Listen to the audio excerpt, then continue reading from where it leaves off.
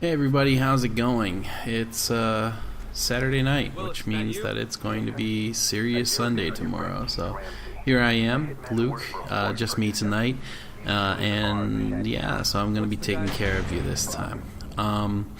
GDC just ended, basically, and there's been a lot of news, a lot of things have come kind of through here and there and everywhere, but I do kind of have to choose one topic for today's episode, and so my choice is another piece of interesting news that kind of came through on the engine front. I know I recently did a video for ThursDev on Lumberyard, so this kind of just sort of follows right there in its footsteps, but Crytek releasing CryEngine 5 for free, 100% free apparently, if you read through most of it. Now obviously there's still the option for what they call enterprise licensing, I think, or sort of high-end commercial licensing, which will get you things like engine side support from the developers themselves. So basically if you're paying however much a month that costs, then Cryware is going to be there to help you out with any problems that you're having with the engine. They'll probably also take feature requests and things like that. So that's pretty big news. It's a very, very big deal. And I can't help but wonder if that is sort of motivated partially, probably, by the release of Lumberyard very recently. Because, I mean, Amazon bought a major, portion of the CryEngine to release as Lumberyard, despite the fact that they're going to probably be changing it up fairly soon. And that is also 100% free, right? So now you've got this sort of weird power vacuum in CryEngine's own space, where there's a version of it that's out there that is already free, that people can get and use with Amazon services. So suddenly the value of the CryEngine in general has dropped in a big way, meaning that although the engine itself is by no means diminished in any way, suddenly it isn't viable for them to charge the amount that they already have been. So an announcement comes the other day saying that CryEngine 5, which as far as I know hasn't been the source of any major titles just yet, is free, 100%. Like, I did my due diligence and I looked it up and I checked to see whether there was any sort of hooks tied into that freedom, but they're specifically saying, and I mean it's shots fired, right? But they're saying, no 5% that Unreal is charging, no 1,500 a year that Unity is charging if you've made a certain amount of profit. It is purely your choice. And they're also taking pay what you want as a model for allowing people to kind of just sort of make a choice as to whether they want to actually spend anything for the engine or not, which I think is an interesting choice, because not to be overly cynical, but this is something that came up in a conversation I had with a couple of my coworkers when I was at work the other day, and we were talking about how CryEngine is suddenly free, or pay what you want. And the first thing that came out of one of my coworkers' mouths was, so at what point is pay what you want not $0, not free already? Now, I mean, there are going to be some people who are loyal to the brand or feel like the engine has done a lot for them or is going to be doing a lot for them and just want to give Cryware some money. But yeah, I mean, the sad state of affairs of sort of the world in general is that, people really don't want to pay money for things if they don't have to pay money for things. So, if you give something away as donationware, there's not going to be a lot of people that are going to spend money on it. Some people will. I'm not going to say that they won't, but many people will not, unless they feel like they've gotten some sort of intangible extra sort of value out of the proposition that they wouldn't have been able to get otherwise, and feel like they have to sort of kick back to the developer. But that said, like, CryEngine already has a paid version that is still available, right? It's not the, I don't know, $1.2 million or whatever that it once was, but it's there. And if you want access to, you know, their developer support, then you kind of have to deal with it in that manner. But I think one of the benefits of being a free engine, or sort of busting out into the free engine market, aside from the fact that now there are going to be a lot more people using CryEngine, is that it is also going to sort of breathe some more life, or breathe some additional life into their development community, which, as I said during the Lumberyard video, really is the lifeblood of any given project, or any given, especially an engine, right? Where I was looking at the Lumberyard's help site, their sort of troubleshooting and sort of first time user experience kind of website, and noticing that, sorry, I'm talking about Stingray here, which is Autodesk's engine, that it didn't have a lot of things. Now, I found out since that video came out that they have a separate forum, which is kind of head scratchy to me. Like, shouldn't all of these things be like immediately visible to one another, or should you like not roll the less successful one into the more successful one, because you don't want to kind of put that face forward, right? But I don't know, it's not my place to really criticize people's sort of business decisions in that manner. They can do whatever the hell they want.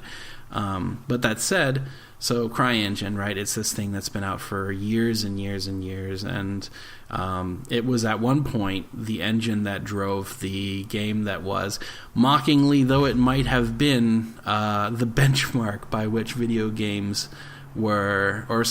systems, PCs, were measured against. Like, I don't know, some people might be, oh god, it's just kind of scary to think, but some people might be young enough to not have a clear memory of the whole, oh yeah, your PC is great, but can it run Crysis? But there you go. Crysis is also Ubisoft's product now, but I am fairly certain, and I will, of course, fact check and put a note down at the bottom of the screen before I publish that, whether it was started out as Crysis. But it was at the very least a sort of a CryEngine tech demo that was a joint venture between Crytek and Ubisoft. Or I may be thinking, no, I'm thinking of Far Cry. Far Cry now, which is all Ubisoft, but started out as a Ubisoft Crytek joint, as it were. And of course, Far Cry continues to use the CryEngine. And to great effect. The game is beautiful. You're watching me play it right now, right? So there you go. But yeah, so we have this high-end engine, and I made this point before, but it's sad to say that it is yet another high-end engine that is not really pointing towards the mobile space. At least there's this weird sort of resistance by Crytek and a number of other high-end sort of engine owners to sort of delve into the mobile space, or just kind of be scalable in that manner. And that might, maybe that's a laudable decision by Crytek, because Crytek has this extremely high-end engine that is, by all accounts, very hard to optimize for a PC, let alone for a mobile platform. But a lot of the money, as it goes, is in mobile right now, and that is still a bit of a vacuum in that space, right? There's no great mobile engines out there. But actually, there was another engine recently announced during GDC as being available now for people to start using. That is also kind of exciting. Actually, there's been a lot of engine news, really, to think about it. There was a 2D engine that was also looked at or sort of announced recently, called Defold, I believe. But that one is mobile. It's meant specifically for 2D games, so that's kind of muscling in on game makers' sort of turf. But it is by King, of all people. King, the makers of Candy Crush Saga and Paradise Bay. Well, not makers of Paradise Bay, but at least the publishers of Paradise Bay. And infamous, litigious, not overly favored sons of the video game industry. I know that I've had problems with, not personal problems, but I have had a problem with the way that King does their business in the past, with the whole Banner Saga thing. And trademarking Saga in the first place, who does that? But what are you going to do? These guys, I mean, they're business people, right? That are business people before they are game makers. Maybe that is really unkind of me to say. Like, these people could be extremely passionate, and I bet that there are a lot of people that are really passionate within King. But still, at the end of the day, these guys are more well known for one of the heaviest monetized games for being practically not a game, and also for trying to sue people who make legitimately good games while using a name that is obviously not one of their games. Like, I don't know how they could even claim that Banner Saga could be one of their own products when they obviously don't have the chops to release something like that. Shots fired. You're welcome. But I'm getting way out of the purview of the topic that I set forth for today, so I'm just going to stop there, and I'm going to go right back to Crytek and CryEngine.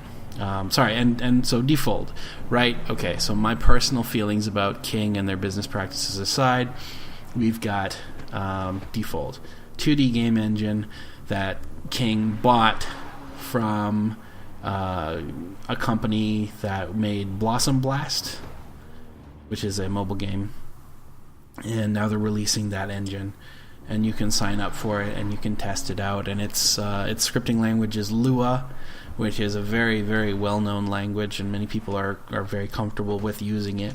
So good on them for using something that people know. I'm not a programmer, which means that using Defold is going to be a lot more difficult for me, because I am, in many cases, I'm not against using a text-based programming language, and this is a conversation that I've had with the programmers at my company a few times, but I just can't wrap my head around it very well. I used to do text-based scripting all the time. I did indie projects in Adventure Game Studio quite a few times during my early sort of independent career, and I got pretty okay with it, but I never would have said that I could have extended a function that could do anything that wasn't like very simple reactions to pressing buttons and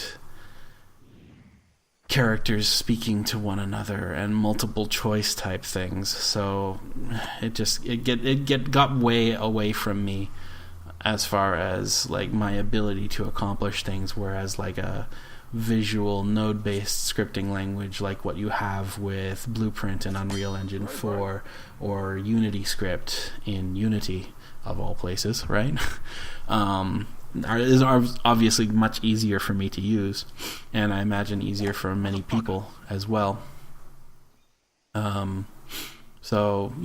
I can't fault them for that. Lua, once again, is a very well-known and very respected scripting language. It's powerful. People use it a lot. I should probably learn it myself, because it is worth knowing, and it is ubiquitous within the games industry.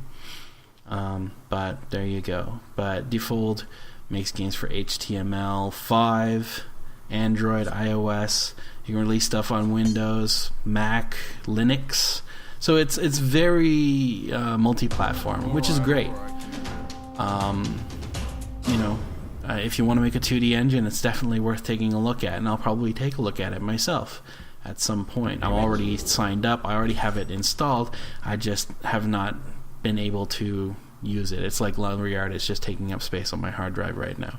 I will do it. I'll get around to it eventually. And now I'm going to have to do the same thing with CryEngine 5 as well.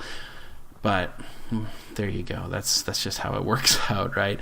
I do so much work in Unreal 4, and I've got a lot of things on my plate that have nothing to do with my personal projects, including this YouTube channel. But, I still do it. But yeah, so testing out new engines is kind of very far back on my checklist of things that I absolutely need to get done. But yeah, so rolling back into talking about CryEngine 5 becoming a free thing.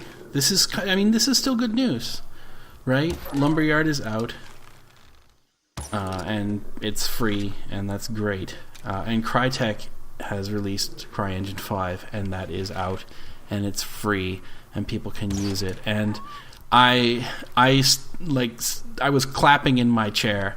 I was like, "Oh yeah, you guys, you are smart. You know what you're doing. At the very least, you guys knew how to pull the trigger in the right way." Because when this announcement came out, I, unrelated, ended up going on to Humble Bundle, because I frequently do. I just want to see what bundles are available to me. And maybe pick up something interesting in indie to try out for the series, for the show. And I ran into a CryEngine assets bundle on the front page of Humble Bundle. It was like CryEngine is released for free, and now Humble Bundle, arguably the most popular bundle site in the world, has a bunch of Crytek assets available for you to buy, which is super smart, because you can say, "Oh, right, well, I don't want to invest a whole lot into this, but if I'll drop $2 for all of these pieces of artwork, all of these 3D models and stuff like that, and even if I don't necessarily use them, $2 not a big deal." But then you've invested money into this, right? And it's I don't know. I haven't bought it myself. I don't know if it's FBX files, so that you could theoretically use it elsewhere. I haven't seen if they have a licensing agreement with them saying that they must be used in CryEngine in order to be okay to use. I haven't really checked on that. I just saw it and I thought it was funny. But it's there, and it's a thing, right? And if you make people spend money on something that has a specific name on it, now they have spent money on it, and that means that they are now invested, whether they thought that they were investing in this product or not. And yeah, so hats off to them for doing that. That was a smart move. And I'm very interested in seeing what happens with CryEngine as well, much in the same way that I am with Lumberyard's recent announcement. I would like to see how it fares in the free engine market, whether it can grab a fairly large market share. Now, I think that CryEngine has the benefit of being a known quantity, so to speak. Like, people know games that have been made in CryEngine. Far Cry is super popular. Everybody knows it. Everybody kind of loves it. And like Crysis is, for better or worse, it was a pretty well-known, high-profile product, right? Even those two alone, but you've also got things like Star Citizen, for example, which is all done in CryEngine. And these are all very pretty games, so they have the benefit of saying, look at these amazingly pretty games that we've worked on. or that this engine has created, or at least the older version of our engine has created. Don't you want to do that? And I mean, Unreal can say that. Unity can kind of say that, but they also came out with that Atom demo recently, and they were like, this is all done real time in engine. And I have thoughts about that as well, and maybe I'll get into that at some other time. But the short version of my thoughts on the Atom demo are that that's nice for you guys. I'm pretty sure the other engines kind of already do most of the stuff that you're doing as well, and without you telling me specifically what you are trying to accomplish, I don't really see what is so spectacular about this Atom demo, aside from you saying, hey, guess what? Unity projects are not just, little in-browser games anymore. But I mean, like showcasing a game like Satellite Rain, for example, or another high value or AAA style game made in the engine would tell me more about the functionality and the power of Unreal than something that is obviously a mocapped series of animations. It's a matinee, right? It's matinee in Unreal 4. It is a pre-made movie, and you can do a lot with a pre-made movie that you can't necessarily do at runtime. If there was a video, if this was like showing with a guy down in the corner with a controller, controlling him moving around like this, that would have been a coup. That would have been a big deal. But so I have thoughts about that, and I'll get into that some other time. Or if you're interested in knowing more about my thoughts on the Atom demo, or to have me like sit down and really kind of tear it apart, not like in a mean way, but like just kind of break it down into its component parts and talk about this demo and what they might be trying to say with it, and what's significant about it and what doesn't seem overly significant about it. I can absolutely do that. Just let me know in the comments. But so stream of consciousness today, talking a lot about engines, talking about king of all.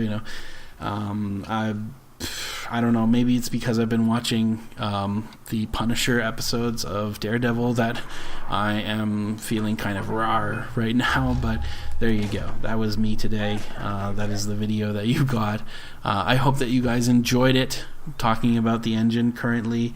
Very podcasty today, but there we go. Enjoy the rest of your weekend, everybody. Thank you very much for listening. Like, comment, and subscribe. Do all of those YouTube-y things, and I hope that I will see you guys again real soon. See you tomorrow and every other day. Have a good one, guys. Bye.